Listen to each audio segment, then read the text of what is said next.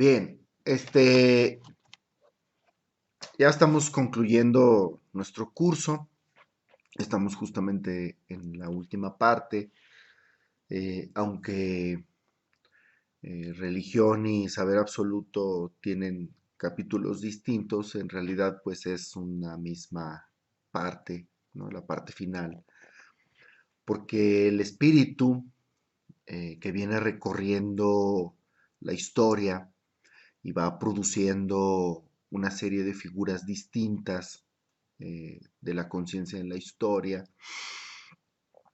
llega un momento en el que ese espíritu tiene conciencia de sí mismo, esto es, sabe de sí mismo, y esa autoconciencia del espíritu es justamente lo que en términos de contenido está en la religión, fundamentalmente la religión revelada, y es el saber absoluto. ¿verdad?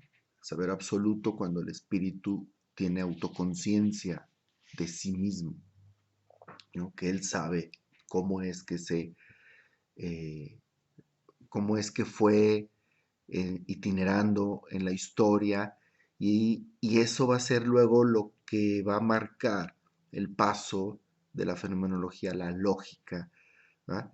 Porque hay una serie de constantes en el espíritu que fuimos viendo en todos los procesos de superación, que es lo que va a dar idea a la lógica. Eh, Eso es importante y otra cosa también es hacer notar que la religión para Hegel es algo distinto a la manera en cómo entiende la religión la ilustración. Se popularizó mucho una idea de la religión. Cuando uno ve las teorías sobre la religión, pues hay una diversidad interesante, ¿no? Y para explicar el origen de la religión y para explicar qué es la religión. Pero hay una de ellas que por asuntos históricos, en el ascenso de la modernidad, se hizo célebre, que es esta idea clásica de la religión, de la ilustración sobre la religión, donde conciben a esta como una superstición, como una ausencia de razón, justamente, y que a la llegada de la razón ilustrada, pues iba a terminar, ¿no? Una serie de, el tema del mito, como se identificó mitos, que originalmente significa narración en griego, ahora se entendió cómo se identificó mito y falsedad, mito y mentira, para decir algo que eso es una mentira, dice que es un mito. Entonces, esta idea de la religión se popularizó. Ahora, en toda la teoría contemporánea de la religión, pues está bastante desprestigiada, ya no tiene lugar, no se le toma muy en serio. Eh, pero en su momento tuvo una popularidad importante, sobre todo en el ascenso de la ilustración en la historia, el proceso de la modernización. Y específicamente dentro de la ilustración hay una postura muy importante, específica, que es la de Kant, ¿no? Kant va a pensar que la religión es una conciencia moral, ¿no? Entonces, ¿cómo explicar la religión? Pues se explica como conciencia moral. Eh, y de forma importante, es muy interesante ver que Hegel no comparte esas ideas de la religión, sino que va a ver a la religión como parte del espíritu de los pueblos. ¿Ah? Digo, es una expresión, es la gran expresión del espíritu de los pueblos, de tal manera que encontramos eh, esa conciencia histórica sintetizada, pero en formas pictóricas. Esto es el lenguaje de la religión, es la imagen. por eso decimos pictóricas, pone grandes imágenes y las imágenes refieren a narraciones, a mitos, pero ya hay conocimiento ahí, ya el espíritu sabe cosas, pero convertidas en imágenes. Luego la razón permitirá traducir algunas de esas imágenes a conceptos. Este va a ser el caso, ¿eh? El caso donde el espíritu tiene conciencia de sí mismo, pero en forma pictórica, ¿no? En forma de imágenes, y luego la filosofía va a permitir pasar a el concepto, que va a ser propiamente la filosofía de Hegel. Entonces Occidente sabe que lo absoluto es espíritu, solo que lo sabe a la manera de la religión. Esto significa que la religión y el saber absoluto tienen el mismo contenido, pero hay que falta pasar, este brinco va a ser fundamental, pasar de las representaciones míticas al concepto. Cuando la conciencia sabe que el absoluto es espíritu en forma conceptual, entonces estamos en el terreno del saber absoluto. Es un saber que se sostiene a sí mismo, que sabe de sí mismo, que es lo que produce el saber, y es un saber que sabe cómo es que ese saber se produjo, cómo ese saber se produce. Por eso lo hace absoluto, ¿no? Absoluto significa que se sostiene a sí mismo, que depende de sí mismo, eh, pero que eso va a llevar a la idea de que eso que se sostiene a sí mismo es justamente lo que constituye todo lo que va haciendo. ¿Ah? Por eso va a haber una identidad entre la noción de absoluto y totalidad, ¿no? En un segundo momento. En todo el recorrido de la fenomenología aparece el espíritu en el mundo, pero bueno, pues ya en la religión, el saber absoluto, hemos dicho, el espíritu tiene autoconciencia o saber de sí mismo. Pero en este recorrido la religión tiene sus momentos, ¿ah? No ha sido, no llega directamente a la religión revelada, ya tiene sus momentos. Este concibe tres grandes momentos Hegel. Eh, un primero es la religión natural, y después va a pasar a la religión estética y después a la religión revelada. La religión natural es el absoluto como substancia, esto es, nace como totemismo, en este momento del Dios tiene representaciones naturales, los animales, la divinización de las montañas, los árboles, etcétera, toda esta divinización de la naturaleza, en estas expresiones, por ejemplo, totémicas. Estas formas religiosas, eh, al momento de ser estudiadas, es la forma imaginaria o sea, la manera en cómo a partir de imágenes, la religión sabe que el absoluto es substancia.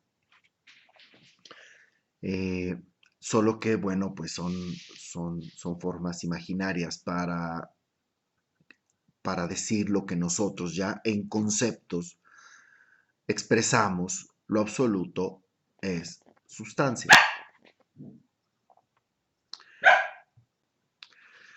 Luego viene la religión estética vista desde la producción, que hay una identidad, una identificación entre religión y arte. En este caso estamos hablando sobre todo de la religión griega, donde el concepto es que el espíritu sabe que lo absoluto es sujeto. Eh, Dios se representa en forma humana, esto es un para sí, ¿verdad? Es un sujeto, y en este contexto es que surge la lírica. Los dioses aparecen como hombres divinizados y hay un culto a la belleza, a la embriaguez dionisiaca, hay una explosión de arte, de creación, de formas nuevas, este para sí que genera un espíritu creador, que da origen a la épica, a la tragedia, a la comedia, etcétera. Pues es que el espíritu ahí sabe, solo que en forma imaginaria, que el absoluto es sujeto.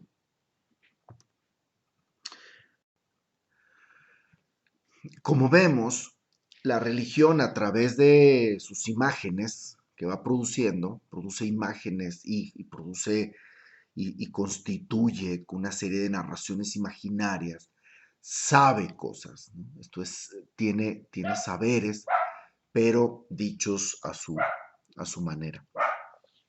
Y bueno, nosotros desde la filosofía ya podemos hacer esta traducción de lo imaginario a lo conceptual.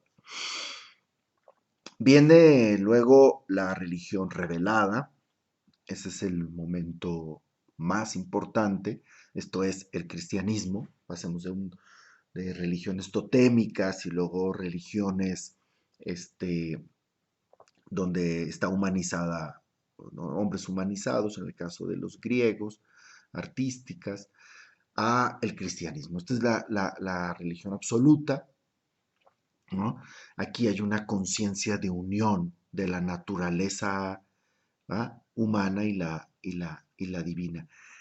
Aquí, así como en lo primero, el espíritu supo que lo absoluto es sustancia y acá supo, en la segunda supo que el absoluto es sujeto, en el caso de la religión revelada vas a ver que es sustancia y sujeto también, ¿no?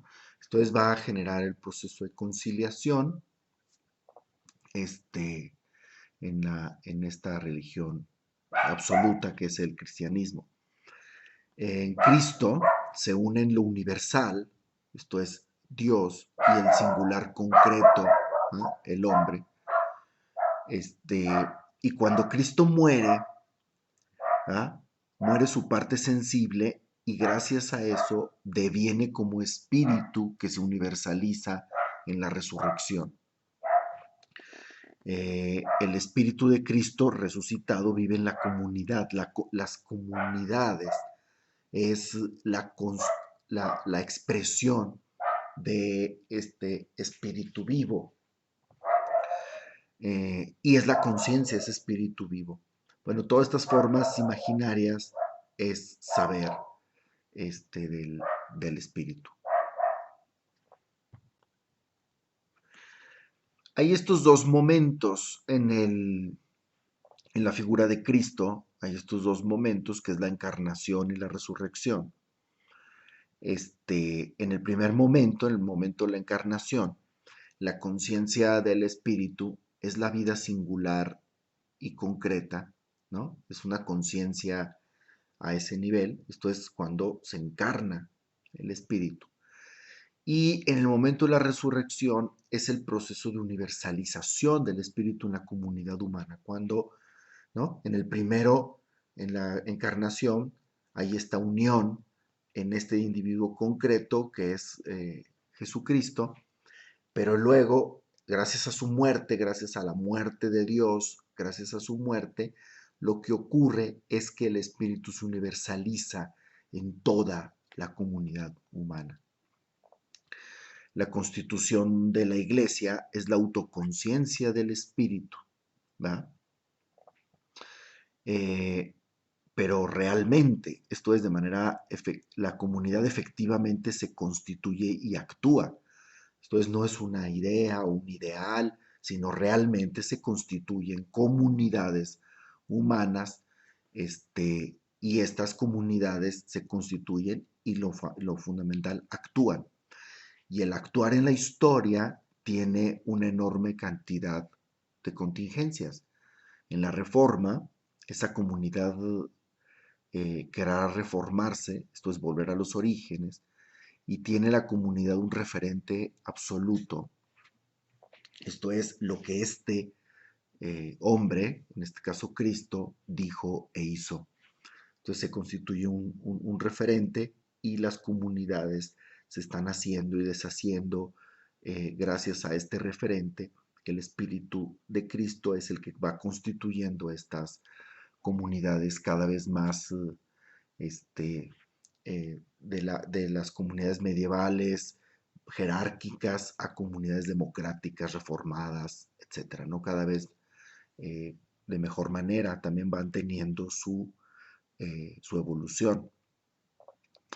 Igual el tema del mal o el pecado es todo un tema muy interesante en Hegel, que va a leer desde Leibniz hasta Hegel, el tema del pecado, el tema del mal, y lo va a concebir Hegel como momentos necesarios para el advenimiento del espíritu. ¿Va? Esto es, todo en la historia adquiere sentido, ¿no? Nada es por nada, ¿no?